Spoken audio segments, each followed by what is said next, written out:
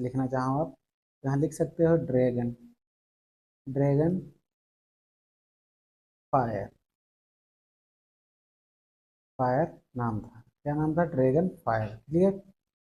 अब dragon fire उसका नाम था, ये बता दिया था। फिर आगे हमने बताया था आपको कि भारत जर्मनी, कि भारत और जर्मनी के बीच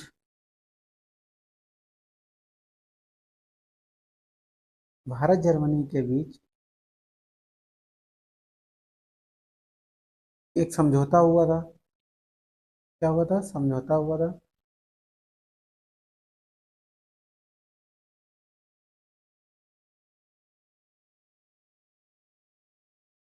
ठीक। तो इस संबंध में हमने आपको पिछले वीडियो बनाकर समझाया था। तो आज का जो महत्वपूर्ण प्रश्न हमारा रहेगा, जैसे हमने बताया था लोकपाल के नए सदस्य के रूप में किन व्यक्तियों को शपथ दिलाई गई, ये बताया था आपको। तो इसमें कौन कौन से नाम थे आपका? एक था पंकज कुमार और दूसरा था अजय तरकी। ठीक, क्या नाम था उनका? अजय तरकी। क्लियर। तो ये दोनों नाम हो गए। अब अगला महत्वपूर्ण प्रश्न हमने बताया था लोकपाल के न्यायिक सदस्य के रूप में, लोकपाल के न्यायिक सदस्य के रूप में जिसने 4 बार संभाला था, अपना शपथ ग्रहण की है, तो वो थे न्यायमूर्ति ऋतुराज अवस्थी। कौन थे? न्यायमूर्ति ऋतुराज अवस्थी। ठीक। फिर अगला आपको बताया था कि भारतीय लोकपाल के कौन कौन अध्यक्ष थे, ये आपको बताना था। कौन थे? न्यायमूर्ति M N Khanwilkar, M N Khanwilkar. क्या नाम था उनका? M N Khanwilkar. ठीक। फिर इसी प्रकार से एक अगला महत्वपूर्ण प्रश्न बताया था।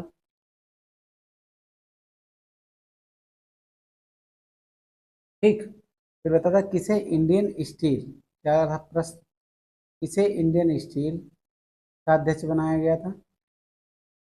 तो ये नाम था नवीन जिंदल। क्या नाम था इनका? नवीन जिंदल। क्या नाम था? नवीन जिंदल। याद रखना। फिर अब बात करते हैं अगला महत्वपूर्ण प्रश्न। अब यूपीएससी की बात की थी। यूपीएससी संविधान के किस अनुच्छेद में है? तो आपको बताना है, भाग 15 है। अनुच्छेद कहाँ से कहाँ तक है, ये बताना है। अब इसके वर्तमान में निदेशक नियुक्त हुए हंसा मिश्रा। क्या नाम है उनका? हंसा मिश्रा नाम है। ठीक। क्या नाम है? हंसा। क्लियर। अब बात करते हैं एवर रेडी, एक कंपनी आती थी, एवर रेडी कंपनी आती थी सेल की, जो टॉर्च वाले सेल होते हैं एवर रेडी। तो उसके अभी हाल ही में ब्रांड एम्बेसडर बनाए गए। ठीक। एवर रेडी के ब्रांड एम्बेसडर बनाए गए हैं। कौन है? नीरज चोपड़ा। कौन है? नीरज चोपड़ा। ठीक। अब अगला महत्वपूर्ण प्रश्न है, छोड़ने के लिए मैंने बोला था राष्ट्रीय जांच एजेंसी। क्या नाम था उसका? राष्ट्रीय राष्ट्रीय जांच एजेंसी। ठीक। राष्ट्रीय जांच एजेंसी, इसे एनआईए कहते हैं, नेशनल इन्वेस्टिगेशन एजेंसी कहते हैं। इसके महानिदेशक अभी हाल ही में नियुक्त हुए, उनका नाम है सदानंद बसंत। क्या नाम है उनका? सदानंद बसंत है। क्लियर। नहीं दिखाई पड़ रहा? चलिए जूम कर लेते हैं और ठीक बता दीजिए अगर स्पष्ट दिखाई पड़ रहा हो। क्लियर। स्पष्ट दिखाई पड़ रहा हो? चलिए और स्पष्ट करने का प्रयास कर रहे हैं। तो समझिए क्या नाम था उनका? सदानंद बसंत था। क्या नाम था उनका? सदानंद बसंत। अब अगला महत्वपूर्ण प्रश्न था पुलिस अनुसंधान एवं विकास ब्यूरो, पुलिस पुलिस अनुसंधान एवं विकास ब्यूरो, बीपीआरडी। इसके महानिदेशक अभी नियुक्त हुए हैं। अब कौन नियुक्त हुआ है? देखिए, राजीव कुमार शर्मा। क्या नाम है उनका? राजीव कुमार शर्मा नाम है। ठीक। फिर अब बात करते हैं अगला, राष्ट्रीय आपदा मोचन, मोस्ट इम्पोर्टेंट है। देखिए, अगर इनके बारे में जानना चाहते हैं, किनके बारे में?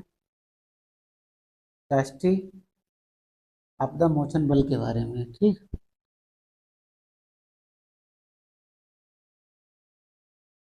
ठीक। तो यहाँ पे आप क्या कर सकते हैं? होमवर्क कर सकते हैं इसके बारे में।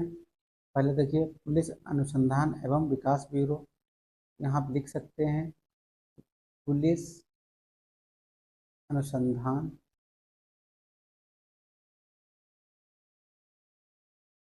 ठीक, पुलिस अनुसंधान जो हो गया आपका। फिर अगला महत्वपूर्ण प्रश्न है राष्ट्रीय आपदा मोचन, मोस्ट इम्पोर्टेंट। राष्ट्रीय आपदा मोचन बल, जिसे एनडीआरएफ कहते हैं, के प्रमुख से नियुक्त किया गया पीयूष आनंद जी को। किसको नियुक्त किया गया? पीयूष आनंद जी को। क्लियर। इसी प्रकार से जो महत्वपूर्ण प्रश्न है पीयूष आनंद जी निपट गए। अब बात करते हैं आपदा जोखिम न्यूनीकरण किसके तहत कार्य करता है। तो ये इंपॉर्टेंट चीज है, याद रखना। तो आपदा जोखिम जो है न्यूनीकरण किसके तहत कार्य करता है, तो इनका है आपका न्यूनीकरण के लिए संयुक्त राष्ट्र कार्यालय के साथ। किसके साथ? संयुक्त राष्ट्र कार्यालय के साथ ये करता है। ठीक। फिर अगला महत्वपूर्ण प्रश्न है कमल किशोर, क्या नाम है इनका? कमल किशोर वर्तमान में किस पद पर कार्यरत हैं? तो राष्ट्रीय आपदा मोचन, राष्ट्रीय आपदा प्रबंधन प्राधिकरण के सदस्य। क्लियर। कोई दिक्कत? राष्ट्रीय आपदा प्रबंधन प्राधिकरण के ये सदस्य। अब अगला बहुत ही महत्वपूर्ण प्रश्न है, क्या हाल ही में किसे बैंक ऑफ महाराष्ट्र का एमडी और सीए नियुक्त किया गया? ठीक, फिर से देखिए, हाल ही में किसे बैंक ऑफ महाराष्ट्र का एमडी और सीए नियुक्त किया? उनका नाम है निधि सक्सेना। क्या नाम है? निधि सक्सेना। क्या नाम है? निधि सक्सेना। क्लियर। अगला देखिए, हाल ही में किसका निधन हुआ जो व्यवहारिक अर्थशास्त्र के नोबेल पुरस्कार दिया जाता है? मोस्ट इंपॉर्टेंट है डेनियल काहुमेन। क्या नाम है उनका? डेनियल काहुमेन। क्लियर। अब देखिए, अब इसी प्रकार से इधर कुछ शेष बचे हुए महत्वपूर्ण प्रश्न पर चर्चा करते हैं। ठीक।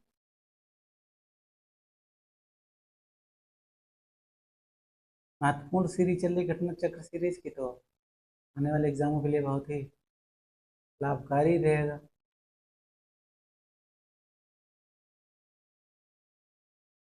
जो नियुक्तियां होती हैं उनसे महत्वपूर्ण प्रश्न पूछे जाते हैं। ठीक, तो वो हो गया था आपका। अब आपको किसे माइक्रोसॉफ्ट विंडोज और सरफेस का नया प्रमुख नियुक्त किया है, इंपॉर्टेंट है। ठीक, 27 मार्च 2024 की यह घटना है। किसे किया गया है? पवन दावलूरी को। इसे बनाया गया है माइक्रोसॉफ्ट विंडोज और सरफेस का नया प्रमुख पवन दावलूरी। क्लियर। इन्होंने कहाँ से अपनी डिग्री हासिल की है? तो आईआईटी मद्रास। कहाँ से? आईआईटी मद्रास से। क्लियर। अब अगला महत्वपूर्ण प्रश्न है किसे ऑटोमोटिव टायर मैन्युफैक्चरिंग, किसे ऑटोमेटिक टायर मैन्युफैक्चरिंग एसोसिएशन का नया अध्यक्ष नियुक्त किया गया? तो आप इसको बताएंगे अर्नब बनर्जी को। इसको अर्नब बनर्जी को ऑटोमेटिव टायर मैन्युफैक्चरर्स एसोसिएशन का अध्यक्ष चुना गया। क्लियर।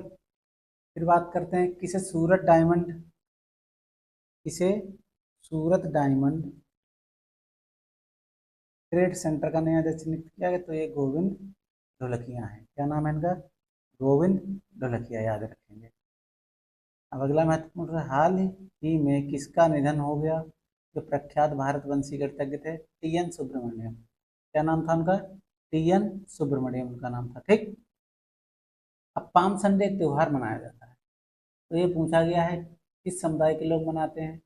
तो पाम संडे जो है विश्व भर में ईसाई समुदाय द्वारा, किसके समुदाय द्वारा? ईसाई समुदाय द्वारा पाम संडे महोत्सव का आयोजन किया जाता है। अब इसके बारे में महत्वपूर्ण बात है, ईसाई कैलेंडर के अनुसार, ईसाई कैलेंडर के अनुसार संडे का क्या महत्व है? तो माना गया है कि पवित्र सप्ताह की शुरुआत होती है। संडे को इन्होंने पवित्र सप्ताह की शुरुआत माना है, इसलिए पाम संडे किस उपलक्ष्य में मनाया जाता है? यीशु मसीह का जेरूशलेम का में प्रवेश की। यीशु मसीह को मानते हैं कि जेरूशलेम में इनका उसी दिन संडे के दिन क्या हुआ था? प्रवेश हुआ था, जिसके कारण इनको पाम संडे के अवसर के रूप में अपना त्यौहार मनाते हैं। क्लियर। अगला महत्वपूर्ण प्रश्न देखिए, फूल बहादुर नामक उपन्यास, मोस्ट इंपॉर्टेंट, फूल बहादुर उपन्यास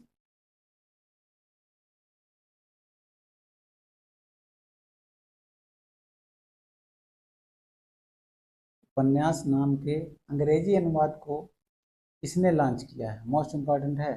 तो ये जम्मू और कश्मीर के उपराज्यपाल हैं, उनका नाम है मनोज सिन्हा। क्या नाम है उनका? मनोज सिन्हा नाम है उनका। ये उपन्यास है फूल बहादुर का। क्लियर। अब इन्होंने बताया फूल बहादुर किस भाषा में है, तो मगही भाषा में।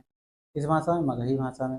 फूल बहादुर का अंग्रेजी अनुवाद किसने किया? अभय के, ठीक, अभय के एक हैं, उन्होंने किया। यह उपन्यास किस पर आधारित है? बिहार के तत्कालीन समाज एवं नौकरशाही, क्या नाम उनका? उसलिए बिहार के तत्कालीन समाज एवं नौकरशाही। इस उपन्यास को मूल रूप से वर्ष 1928 में किसके द्वारा लिखा गया था? याद रखना, जयनाथ पति, क्या नाम है? उन जयनाथ पति द्वारा किया गया था। क्लियर। अब बात करते हैं किस फिल्म ने गुजरात राज्य पुरस्कार 2021 में, ठीक, किस फिल्म ने गुजरात राज्य पुरस्कार 2021 में 6 पुरस्कार जीते? कितने? 6 पुरस्कार जीते। तो उसका नाम था भारत म्हारो देश छे। भारत म्हारो देश छे। क्लियर। भारत म्हारो देश छे फिल्म किस पुस्तक पर आधारित है? तो ये सारनामा बागराना मालवियों पर आधारित है। अच्छा, सारनामा वागरीनो मानवीय पुस्तक के लेखक कौन है भाई? मित्तलबेन पटेल हैं। कौन है? मित्तलबेन पटेल। तो यह फिल्म किन जातियों पर आधारित है? खानाबदोश लोग होते हैं। कौन? खानाबदोश। खानाबदोश लोगों पर आधारित है। दोस्तों, इस प्रकार से जो महत्वपूर्ण प्रश्न थे जो आज हमने कराए, अब आपको मिलते हैं हम अगले वीडियो में एक